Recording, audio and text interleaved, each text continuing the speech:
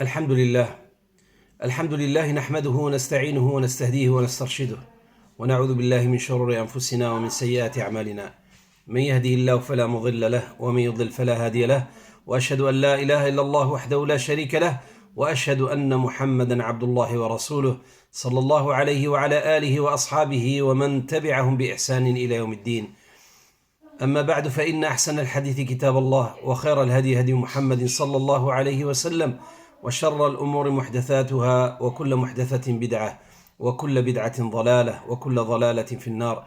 يا أيها الناس اتقوا ربكم الذي خلقكم من نفس واحدة وخلق منها زوجها وبث منهما رجالا كثيرا ونساء واتقوا الله الذي تساءلون به والأرحام إن الله كان عليكم رقيبا.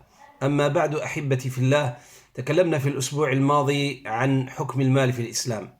أما اليوم إخواني الكرام فسنتكلم عن حب العطاء للعباد، حب العطاء للغير، لأن حب العطاء خلق عظيم ترجع إليه فروع إسلامنا وديننا وخلق نبينا صلى الله عليه وسلم، ويشمل هذا العطاء من المال ومن المعرفة ومن العلم، والعطاء من الجهد والنفس. وديننا قائم والحمد لله على حب العطاء. النبي صلى الله عليه وسلم كان ينفع الناس إلى آخر رمقات في حياته. يقول الله عز وجل: وما أنفقتم من شيء فهو يخلفه وهو خير الرازقين. فحب العطاء إخوان الكرام تربية، ليس بالسهل أن يحب الإنسان أن ينفع الغير ويعطي للغير. لهذا يقول النبي صلى الله عليه وسلم: لا حسد إلا في اثنتين، رجل أتاه الله مالا فسلطه على هلكته في الحق، ورجل أتاه الله الحكمة فهو يقضي بها ويعلمها. وفي حديث آخر يقول النبي صلى الله عليه وسلم حتى يربي ذلك في أنفسنا: من نفس عن مؤمن كربة من كرب الدنيا نفس الله عنه كربة من كرب يوم القيامة. تنفس عنه كربة في الدنيا، الله ينفس عنك كربة في الآخرة. ومن يسر على معسر يسر الله عليه في الدنيا والآخرة. ومن ستر مسلما ستره الله في الدنيا والآخرة. والله في عون العبد ما كان العبد في عون أخيه. Mes chers frères, mes chères sœurs, assalamu alaikum wa rahmatullahi wa barakatuh. Au nom d'Allah, le miséricordieux, le tout miséricordieux, et que la bénédiction soit sur le prophète sallallahu alayhi wa sallam. La semaine dernière, on a parlé de l'argent en islam. Et aujourd'hui, Inch'Allah, on va parler d'un thème qui est très important. C'est comment avoir l'amour de donner, fi sabilillah. Chers frères, chères sœurs, si vous aimez faire du bien aux autres, si vous aimez aussi vous comporter de la meilleure façon avec les autres, si vous aimez donner de votre argent, de vos biens, de votre temps, de votre savoir, de vos compétences aux autres, cela s'appelle l'amour de donner. Si vous invoquez Allah subhanahu wa ta'ala pour qu'il fasse de vous un moyen pour guider, pour guérir les gens, pour accomplir les affaires des autres, c'est aussi l'amour de donner. Et l'amour de donner est une grande vertu dans le comportement du musulman en général. Et l'islam, alhamdulillah, est basé sur ce principe de l'amour de donner aux autres. Pour ça, Nabi alayhi salatu wassalam, toute sa vie, elle aimait, sallallahu alayhi wa sallam, aider et donner aux autres. Et dans ce verset, Allah subhanahu wa ta'ala, il dit: et toute dépense que vous faites dans le bien, il la remplace. Et c'est lui le meilleur des donateurs, subhanahu wa ta'ala. C'est pour ça, mes frères et mes sœurs, l'islam éduque afin d'aimer de donner. Le Nabi alayhi salam a dit dans ce hadith: l'envie n'est permise que dans deux cas. Un homme à qui Allah a donné une fortune et lui a donné la force de la dépenser dans les causes justes. Et aussi le deuxième, un homme à qui Allah a donné une sagesse, un savoir qu'il emploie pour arbitrer les litiges et qu'il enseigne aux autres. Et dans un autre hadith, le Nabi alayhi salam, il dit: celui qui dissipe un musulman l'une des situations affligeantes de ce bas monde, Allah lui en dissipe une de celles du jour de la résurrection, Inch'Allah. Et celui qui met dans l'aisance quelqu'un dans la gêne, Allah le met dans l'aisance dans ce monde et dans l'autre. Celui qui couvre un musulman, Allah subhanahu wa ta'ala le couvre dans ce monde et dans l'autre. Allah ne cesse d'être aux côtés de son serviteur tant que son serviteur est aux côtés de son frère. Allah Azza wa Jal qu'on soit, comme il a dit sallallahu alayhi wa sallam, au service des autres. أيها الإخوة والأخوات، كيف ننمي الحب، يعني حب العطاء في أنفسنا، ونطهر أنفسنا من رذائل الأنانية والشح والعياذ بالله، هذه الخلق الغير الحميدة. فكيف نتدرب على البذل والإيثار والعطاء للآخرين؟ يعني مش العطاء وحب العطاء يأتي هكذا وحده، لا بد أن نتدرب. فإذا شعرنا يا إخواني الكرام أننا بخلاء وأن أنفسنا لا تسمح لأن نساعد الآخرين، لا بعلمنا ولا بمالنا، أو حتى أن نستخدم يعني المهارات في يعني مساعدة الآخرين، ونحتفظ ذلك فقط لأنفسنا ولعوائلنا، لا لنفع الآخرين أو لأبناء الآخرين. لا أعطي أي شيء لأحد، خصوصا إذا كان الإنسان مثلا ربما يعني كان ربما يعني ليس عندك تفاهم مع ذاك الشخص، أو ربما مثلا يعني هذا الإنسان لا تحبه. فإذا كان أخي الكريم أختي الكريمة لديك هذا الشعور، فهذا يعني أنك في حالة مرض، لأنك تركت سنة نبيك صلى الله عليه وسلم. والله يقول: ولا يحسبن الذين يبخلون بما آتاهم الله من فضله هو خيرا لهم بل هو شر لهم سيطوقون ما بخلوا به يوم القيامة. Chers croyants, comment augmentons-nous l'amour de donner aux autres?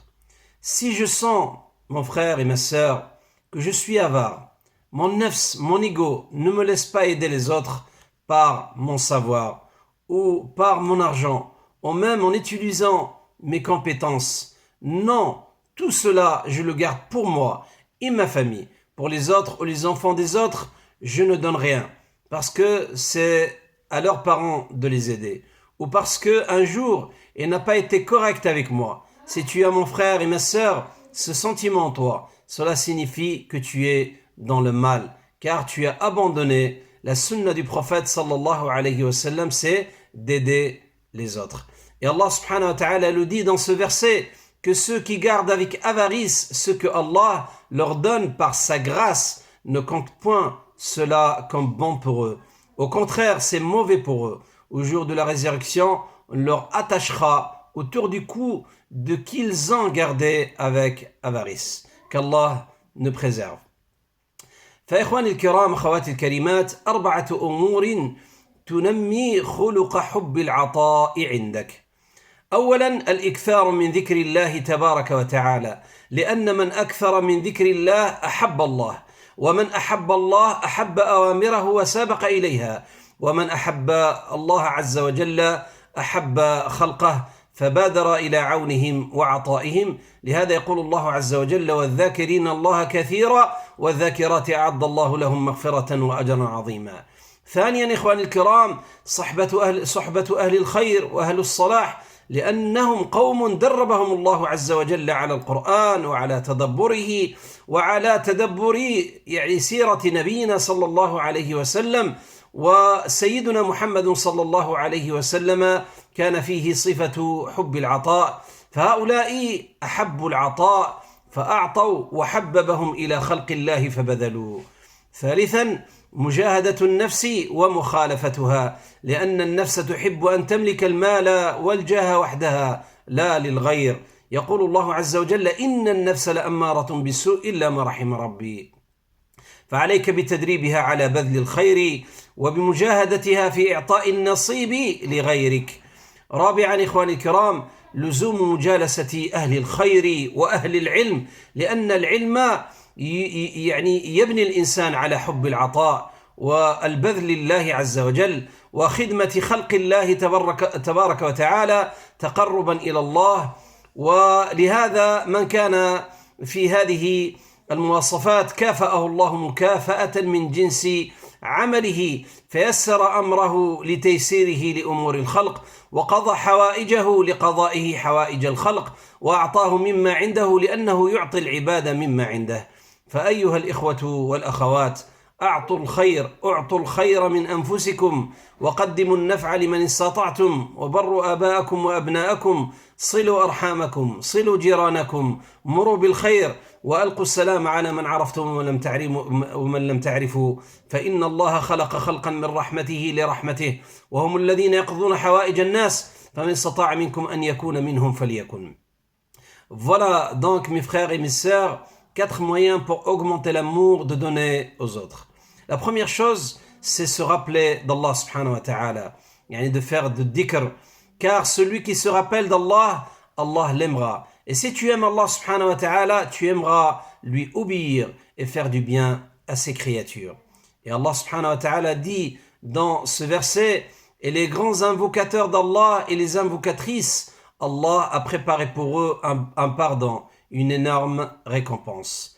Deuxième chose, la compagnie des gens vertueux, car le Coran et la sunna du prophète sallallahu alayhi wa sallam ont éduqué les gens à l'amour de donner aux autres. C'est pour ça, si on suit vraiment le Coran et on suit la sunna du prophète sallallahu alayhi wa sallam, comment il était sallallahu alayhi wa sallam avec les autres.